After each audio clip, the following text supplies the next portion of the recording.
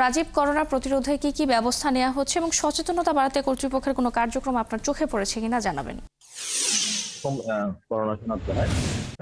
গত 24 ঘন্টায় চট্টগ্রামে 42 জনের দেশে করোনা পরীক্ষা করা হয়েছে। এর মধ্যে একজনকে শনাক্ত করা হয়েছে।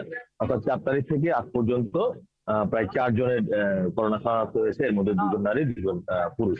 তার মধ্যে 3 জন হচ্ছে মহানগরী এবং একজন হচ্ছে উপজেলায়।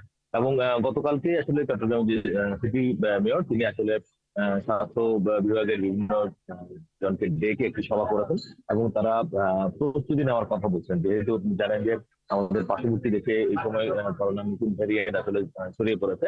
তো তাই সতর্কতামূলক হিসেবে আমাদের এখানে কিন্তু আগাম প্রস্তুতি নেওয়ার কথা বলা হচ্ছে।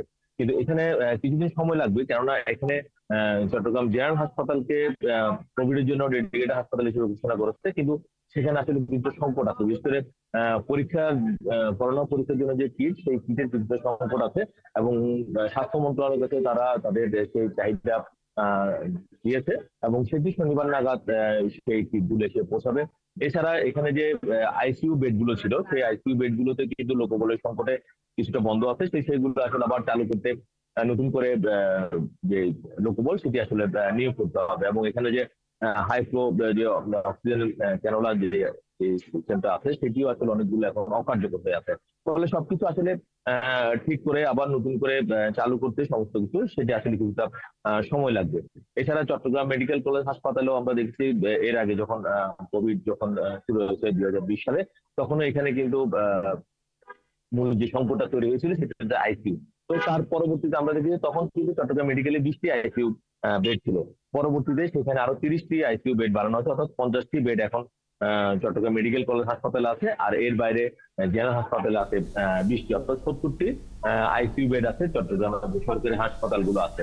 তো ফলে এখানে আসলে সেই বেডগুলোকে আবার নতুন করে লোকবল নিয়োগ দিয়ে আবার নতুন করে চালু করতে হবে। অর্থাৎ একটি প্রাইমারি পর্যায়ে কিন্তু আছে, কিন্তু তারা সতর্কতামূলক হিসেবে এখানে বিভিন্ন ব্যবস্থাগুলো নেওয়া শুরু করেছে। এবং এখানে যারা স্বাস্থ্য কর্মকর্তা আছেন তারা বলছেন যে যেহেতু আমাদের একটা কোভিডের একটা অভিজ্ঞতা আছে, ফলে আমরা ওই অভিজ্ঞতাটাকে কাজে লাগাবো, যে জনসম্মুখে আমরা মাস্ক পরিধান করবো এবং দূরত্ব মেনে চলবো। এই বিষয়গুলো আসলে মেনে চললে পরে কোভিডের যে মহামারী। ধন্যবাদ রাজীব আমাদের সঙ্গে যুক্ত হওয়ার জন্য। দর্শক, চট্টগ্রাম থেকে করোনার খবর জানাতে যুক্ত হয়েছিলেন সহকর্মী রাজীব বড়ুয়া।